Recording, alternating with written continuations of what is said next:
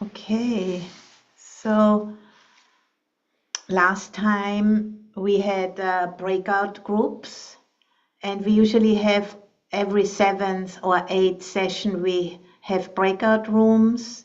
And for those who don't want to be in a breakout room, we have opportunity to journal with the same prompt in a journaling room.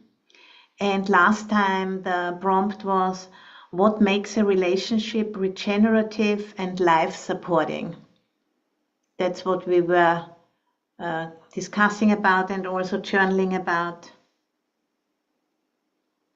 And applying this question on a global level is what we really urgently need to learn now. Because what we need to learn is to help nature to do its thing, or at least, to get out of the way and allow nature to do its thing, or the biosphere. Because we are not trapped and we can change and we can move onward through really taking in what's happening, and that will bring up grief, of course. How could it not? But grief is a generative emotion if we know how to meet it. Because the root of the word grief comes from the Latin word gravare, which means to make heavy, coming from gravis, which means weighty. And modernity really doesn't like grief because it's all about surface and looking good in public and all of that. And grief is considered a weakness. We need to take some medication to snap out of it as quickly as possible. But we all know, we really can't stay any longer on the surface because it's on fire. And we need to descend. We need to go down. We need to, go into the underbelly of modernity. And, touching the grief as a liminal territory and be there together. And, allowing ourselves to be changed, to be rewired by that experience. That is a natural intelligence, a regenerative intelligence of this life system, we call planet Earth. And for us, we have a word for it, we call it grief.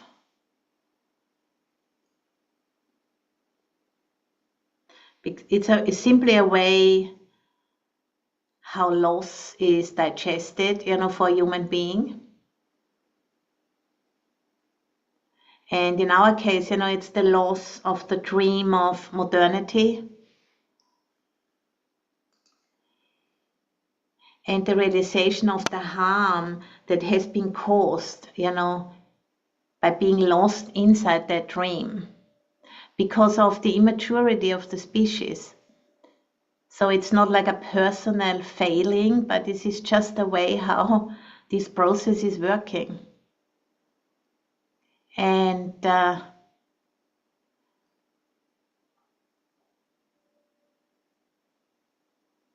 it's hard to wake up to it. It's very, very hard to wake up to it because of its weightiness. But it is a natural process, and we all know that the human species is the youngest species on the planet, and us, Westerners, we are the youngest one of the human species. We are the most immature, the most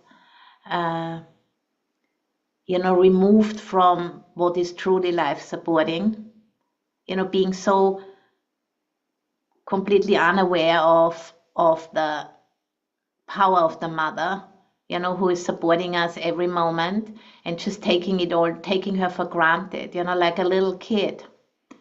And that's just the way it is. But now we are really kind of called to wake out of that dream, and we are doing it. Here we are. I think anybody who comes to these sessions is, ready for waking out of that dream, and we all together, we don't really exactly know how to do this, of course, but we give it a start.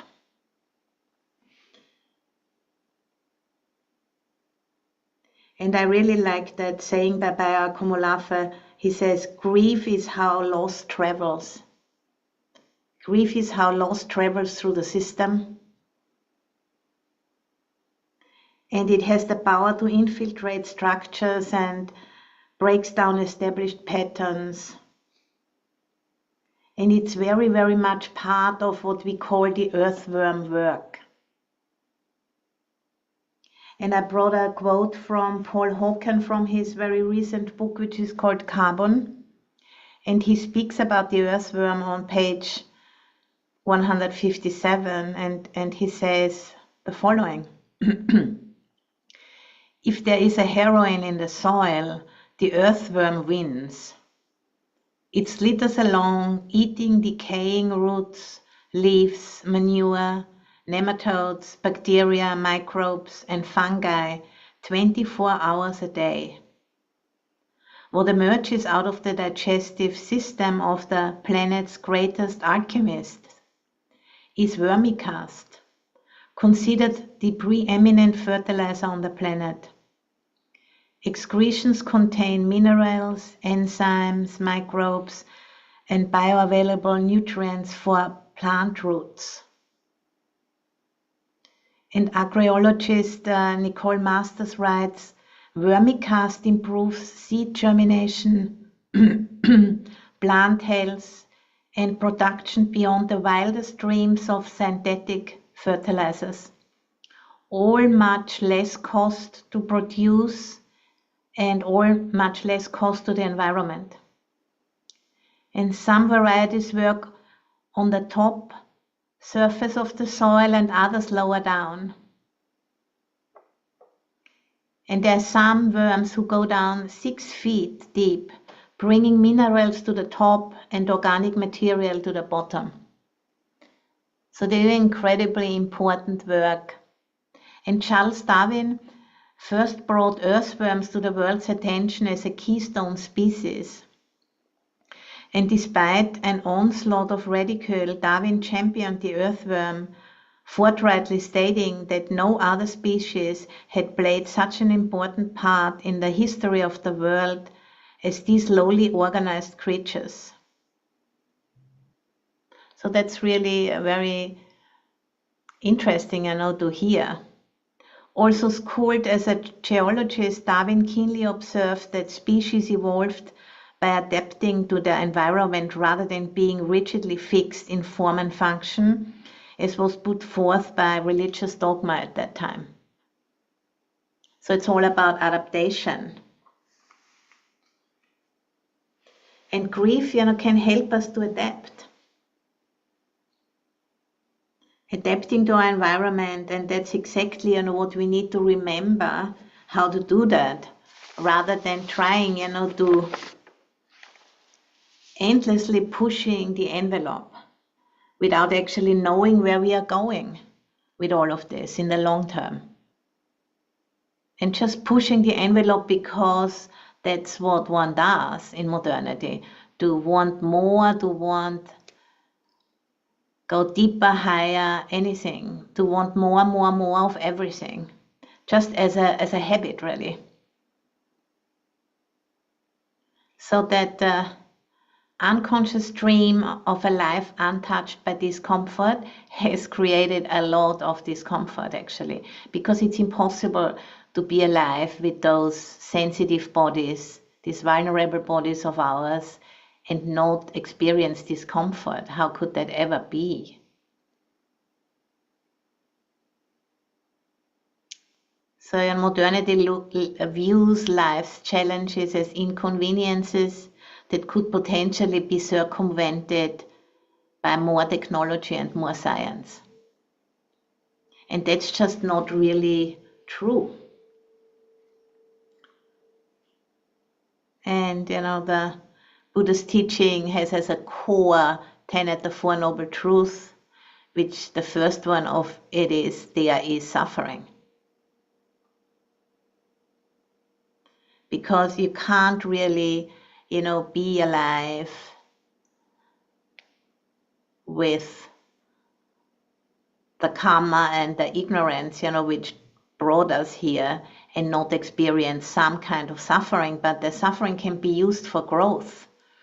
And, there will always be suffering, but there's two kinds of suffering. The suffering which goes in cycles or circles, endlessly like a hamster in a hamster wheel, or the suffering which leads out of suffering, meaning, to stand under it, to understand it and learn from it.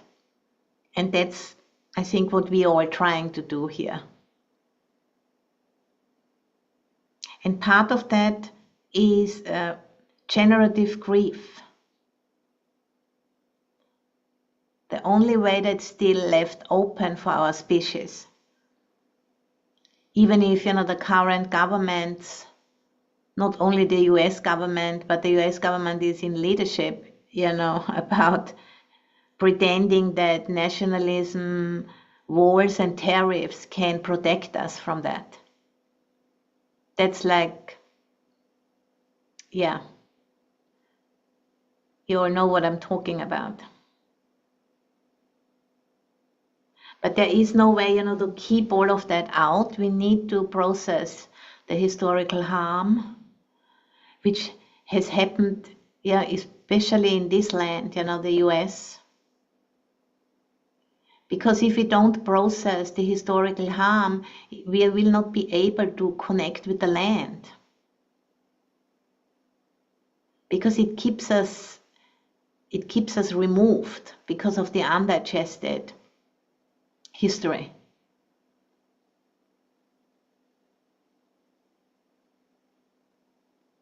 And if we are not really connected, then we don't have access to the regenerative intelligence of the planet. So that all goes together. Not because we are bad, but just because we need to grow up.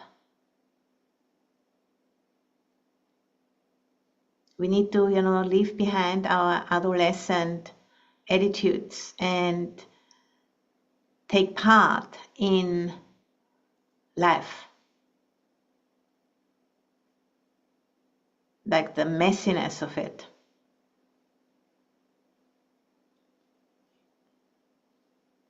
And part of that is to digest, what has happened to the original people of this land. And the fact, that about 95% of the native people have been killed on Turtle Island since the so-called discovery in 1492.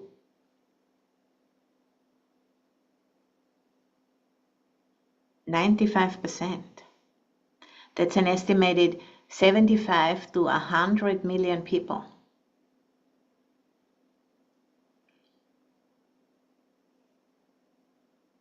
And native people today call that the American Holocaust.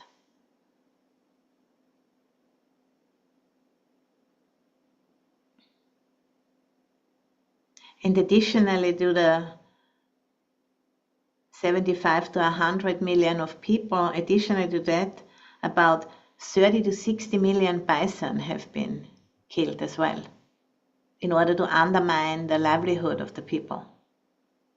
So it's an unfathomable number which nobody can really make sense of,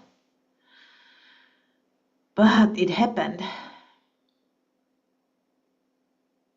So really allowing that to sink in and sitting with that, what has happened in the past, and really allowing it to touch us so it doesn't happen again. It's like a inoculation, like a treatment, really. To rewire us on this very deep level so we show up differently in the world. as, as part of the planet, to really being rooted in it, and then speaking, thinking, acting from that deep rootedness. That's something, which doesn't come without digesting, metabolizing, doing the work.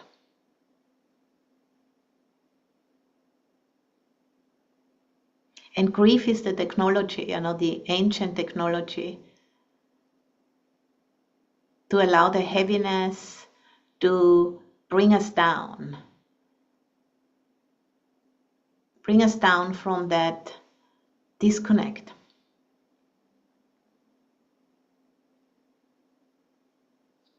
Because here in America, we all live on stolen land. And because of that, there is a need for reconciliation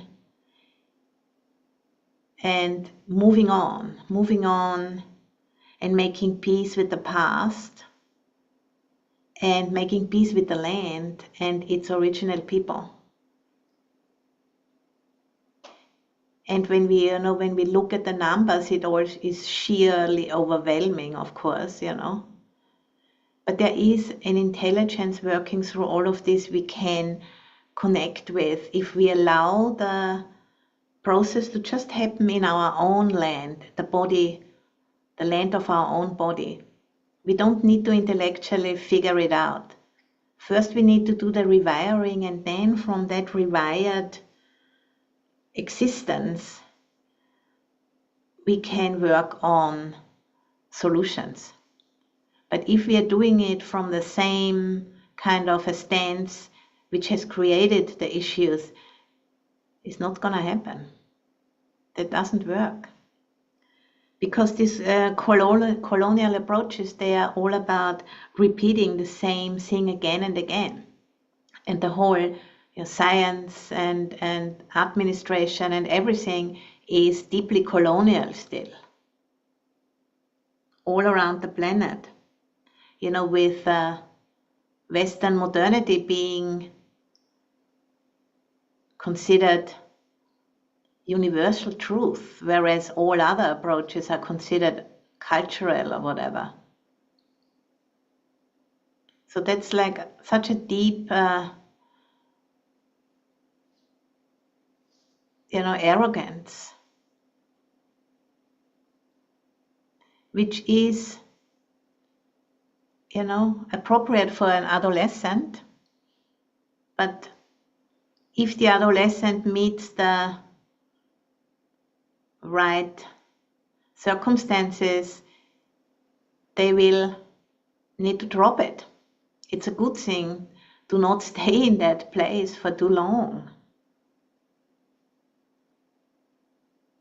And I think the current meta or poly crisis, are the right circumstances for growing out of that before it's too late, really.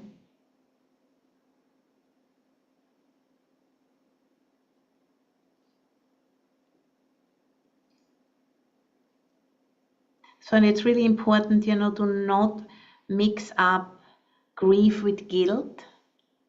It's not about guilt. Guilt is just another way of distracting ourselves from the work. It's not about guilt. It's about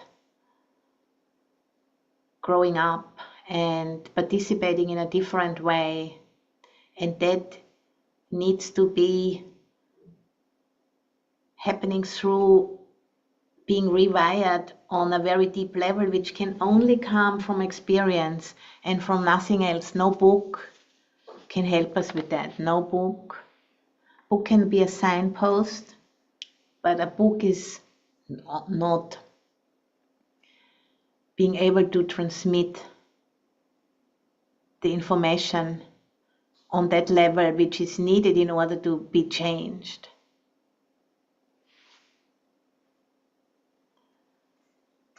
However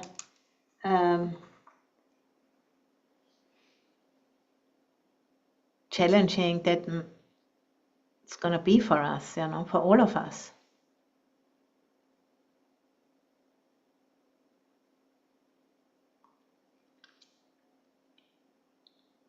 So maybe we can shift over to a meditation now.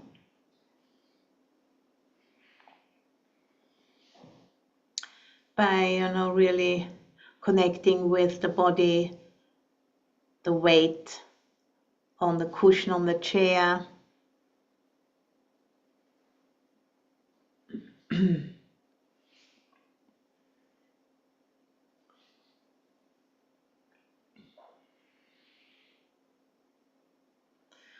And allowing the breath to take us into the body.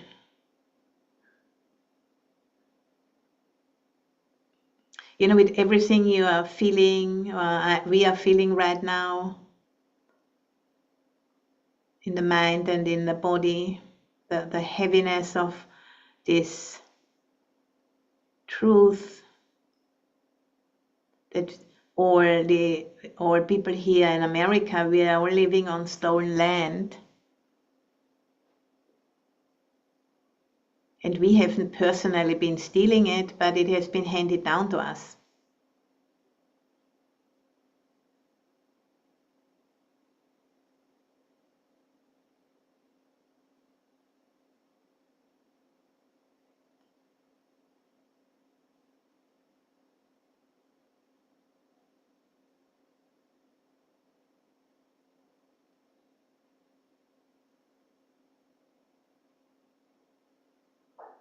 So just allowing that to sink in to the degree it can, as a restorative practice, not as a guilt trip.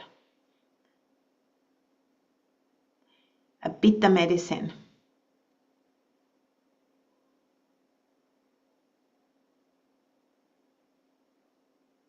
Because whatever we can't sense or feel, we need to overthink.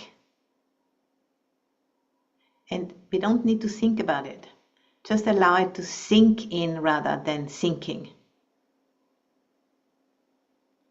And trusting the intelligence of generative grief.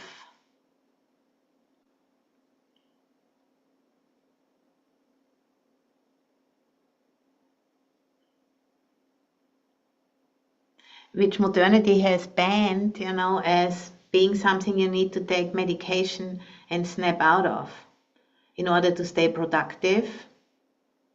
So it's all just completely messed up. And that's what it is. There's nobody, there's not one single person to blame for, even the president of the US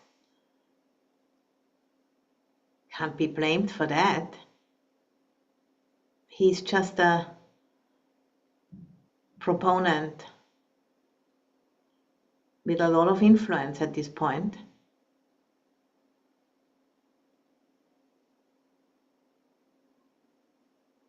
And we need to, protect ourselves from this by taking the antidote, which is grief.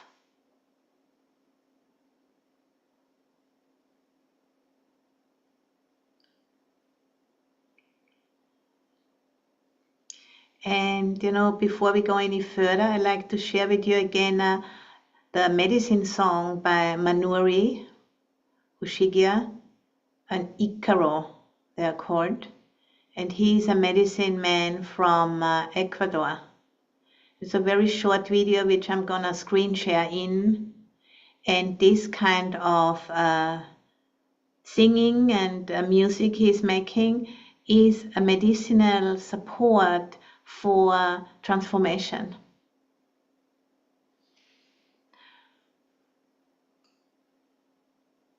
So I'm gonna screen share, and then Andre, if you can give me a thumbs up if you can hear the sound.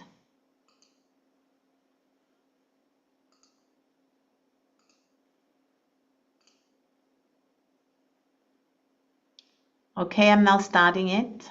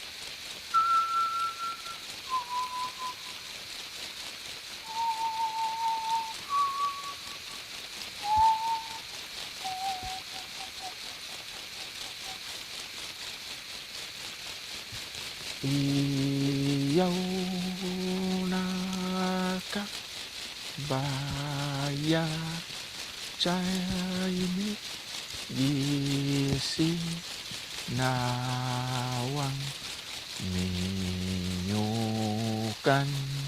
chi cao say ta su maka pasca chi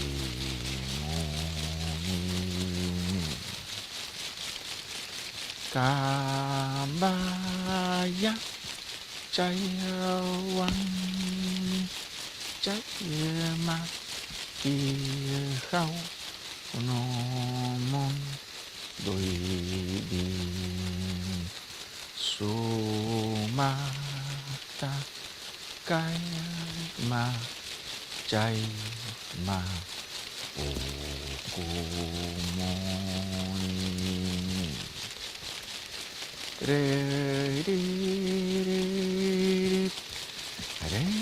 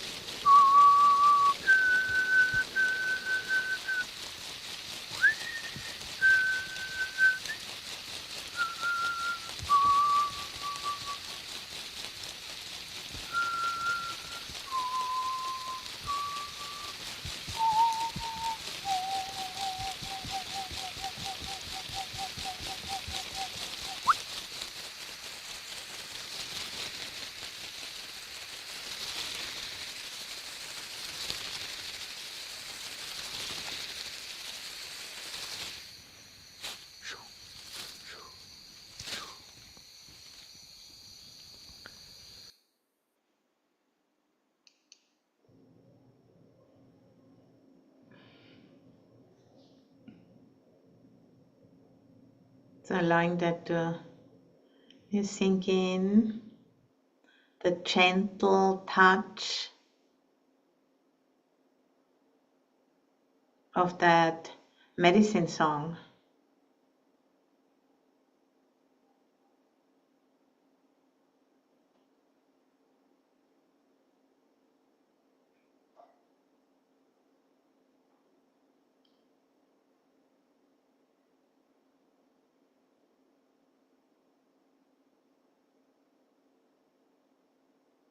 And how we can restore ourselves to the community of the modern human world, particularly, we Westerners. We have quite a far way to go to reconnect. And we can't go back, but we need to go forward and remember where we come from.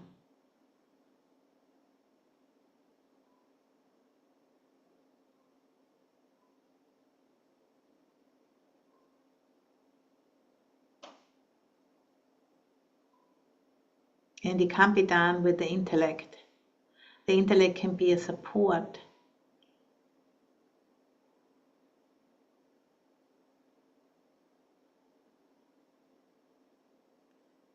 But the intelligence of the body as a piece of land needs to lead.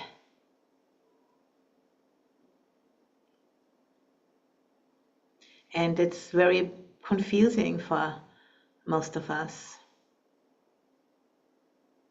Because we have been trained, we have been schooled in such a different way. It's all upside down now.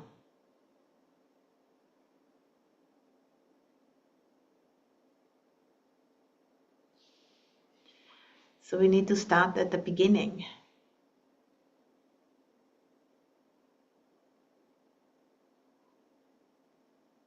And it's not about working hard to achieve something, but it's more like small adjustments, micro adjustments, and the light touch, just in the same way, as Manari was demonstrating.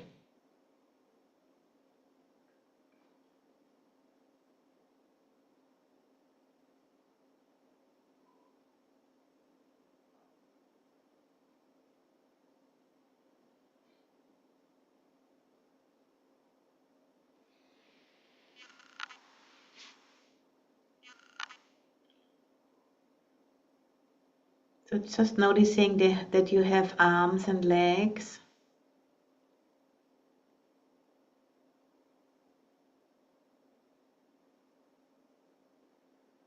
And that you're breathing and allowing a little bit more space by breathing really deep.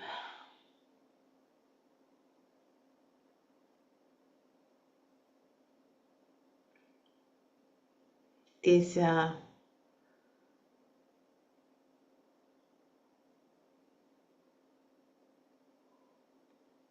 primate bodies of ours, which have been, developed on this planet for a very long time.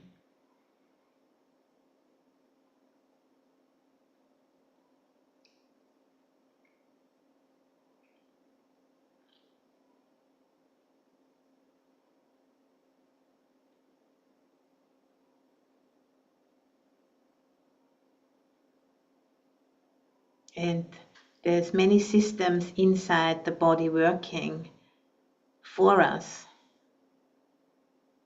without us being involved at all consciously.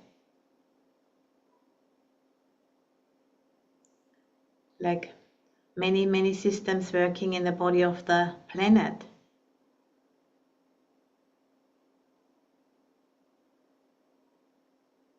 And through our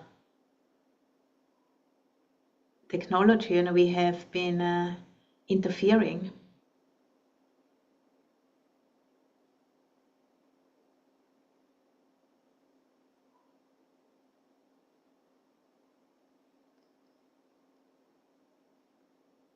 In the same way, if we are disrupting our own internal systems, we get sick. The same way the planet body is sick at this time. It's too much stress, too much extraction, too much waste, too much of so much.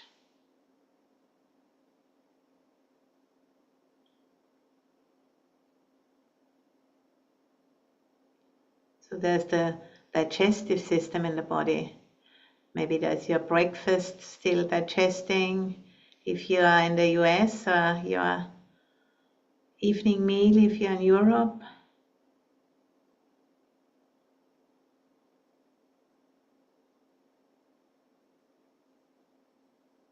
The respiratory system, the breathing process.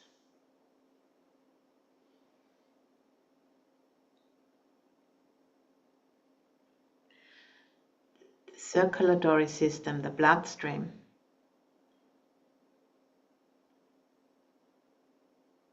The nervous system, which allows us to sense.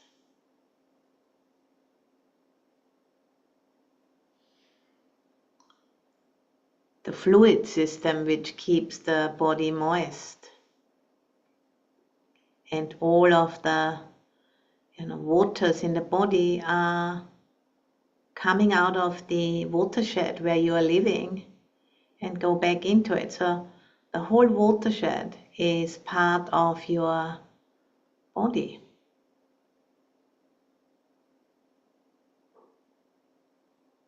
And this is a way of thinking, which we need to foster again. It's currently still kind of strange to us, foreign to us, but if you allow it to touch you, it makes so much sense. Yeah, totally. The skeletal system, which holds you up, which allows you to chew the food, the teeth. And the endocrine system, the hormones. They all, work together in a very complex, fragile coherence and harmony.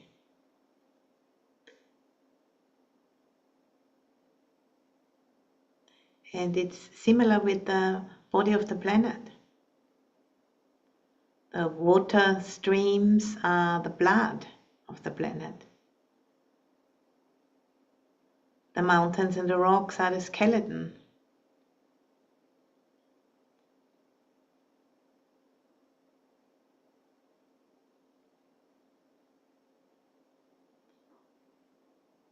The atmosphere is the air.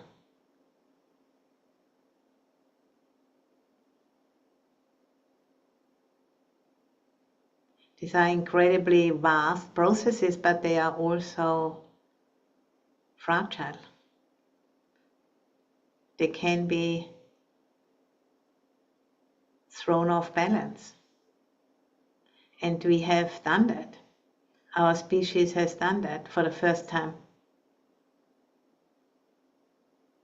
Working on it several hundred years with the Industrial Revolution. And pushing and pushing and pushing endlessly. And now, hitting the wall, and some of us still trying to push further.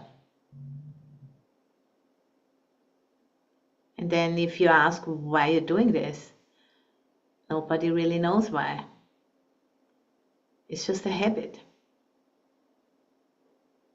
Because it doesn't bring comfort.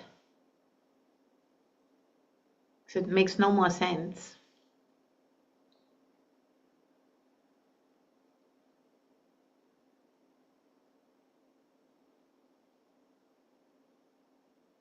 And for us, it simply, requires of us to become more precise and allow that to touch us. And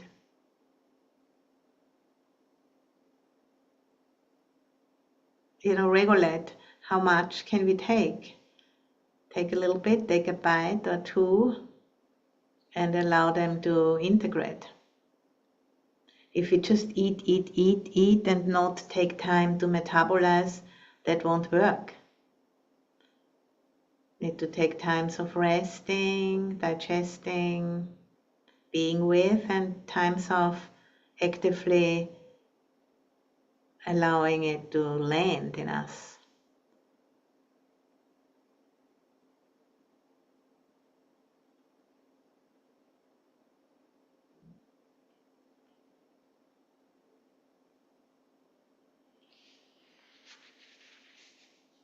And that's,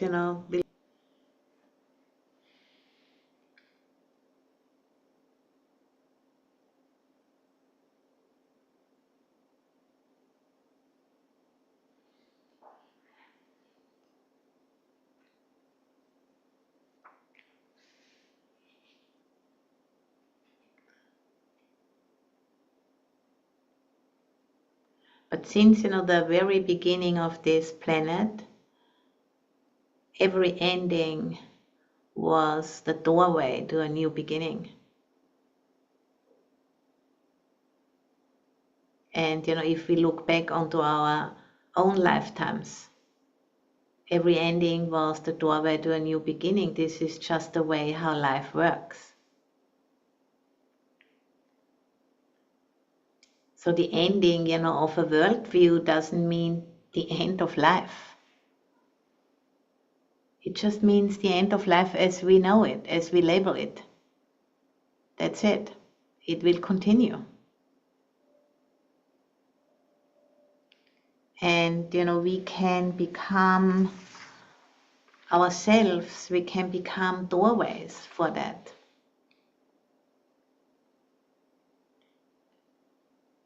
We can help nature, we can help the biosphere to do its thing.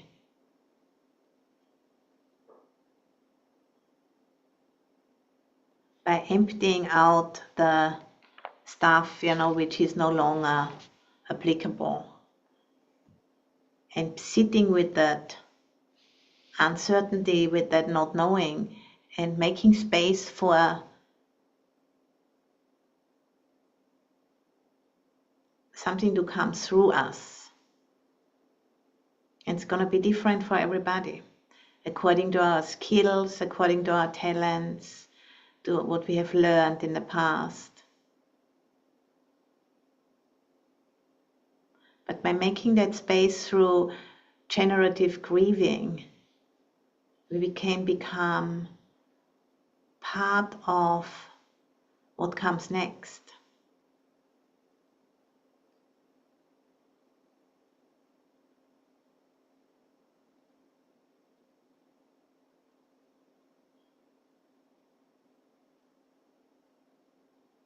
And, helping nature, helping the biosphere to do its thing.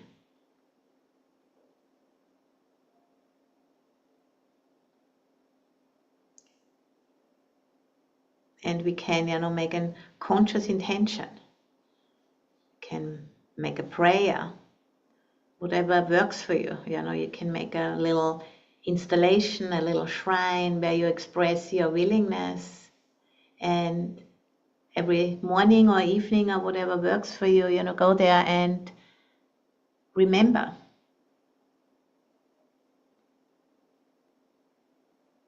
Remember that commitment. I do that every morning, I go and bow in the earth room and have a little prayer, to the Buddhist lineage I have been trained in, or the lineages is actually two, and to the lineage of the earth. And asking, what can I do to help? What's needed? What I can be in support of the transformation, the transition. And since I started with that, a lot has actually happened, A lot of things have happened, and I feel more and more congruent with a deep longing in myself, to evolve.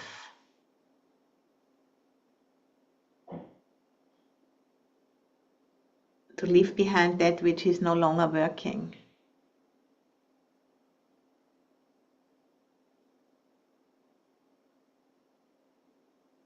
And to be a good ancestor for future generations, which I will never meet, which I'll never see, but I can be a bridge. I can help with adjusting to the limitations of the planet as it becomes apparent now.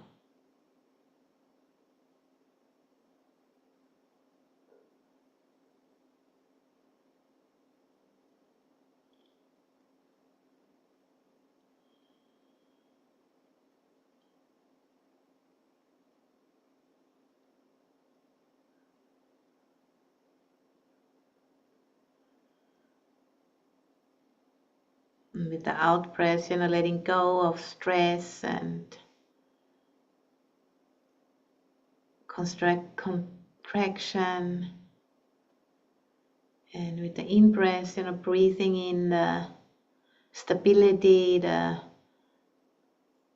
stillness, the vastness of the planet, of which we are an extension.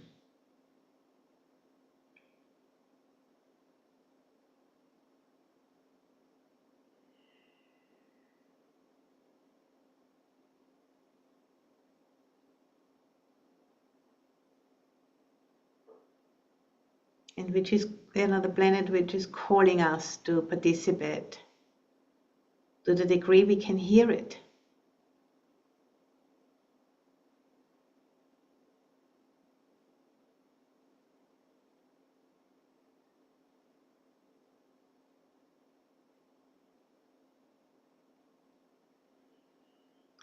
It's a process.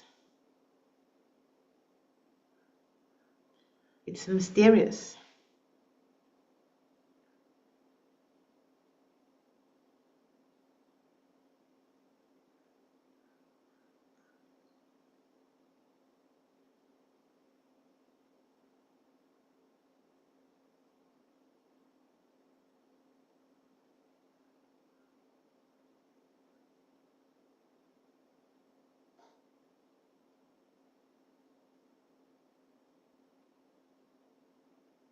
And we need a diversity of approaches and skills and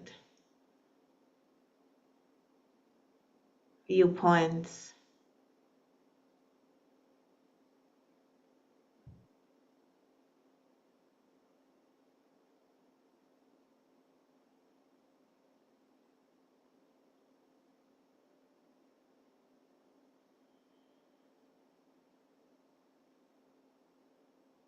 In particular, need the input of indigenous people all around the globe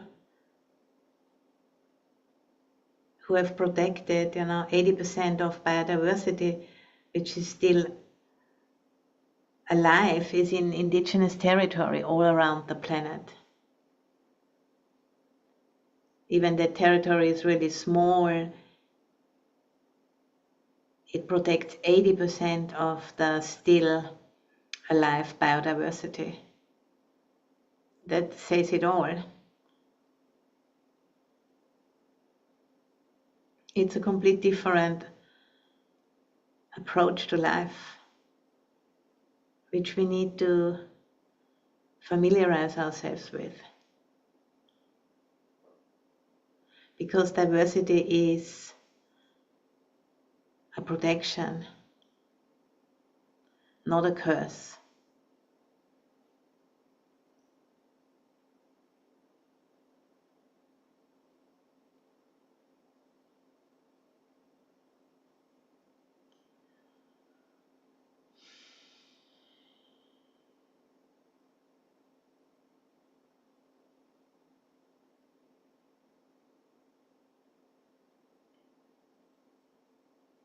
But before we can do those steps, there needs to be reparations. Needs to be a sharing of the wealth which has been extracted. Otherwise, there will not be a communion, of these different streams of wisdom and intelligence. There needs to be efforts made for justice.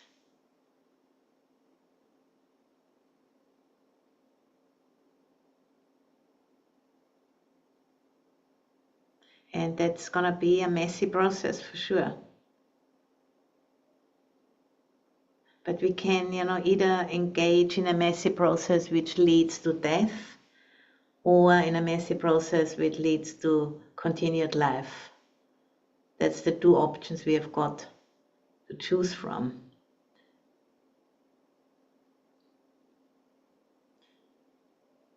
Because the mess is already here.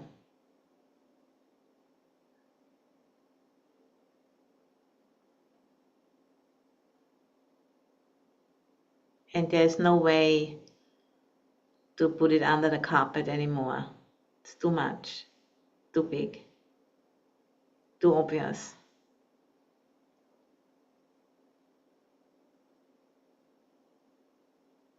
Even if we hear, that the US government is trying to change a lot of the policies into pretending it's not happening.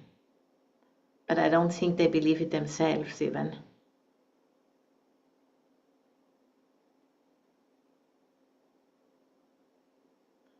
So it's a pretty crazy chapter we are inside of right now.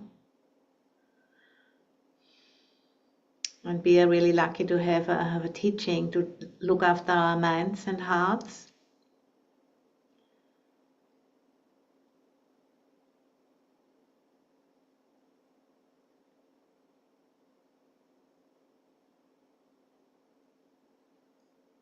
And trusting that we will know what to do if we are coming from a place of groundedness,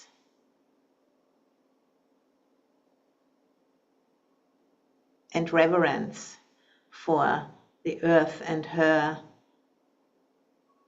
self-regenerative intelligence, which can be invited to work through us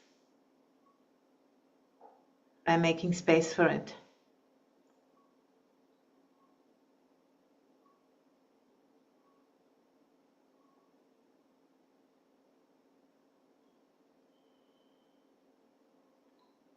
And coming off the old treadmill, however confusing that might feel. We stop running, but we need to stop.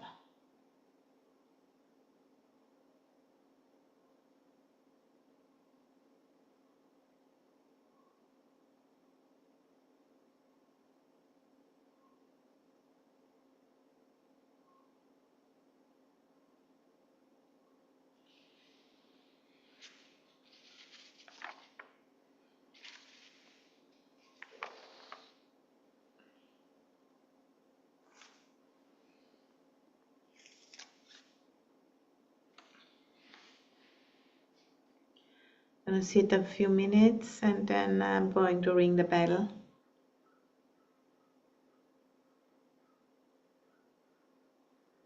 Allowing all of this to percolate.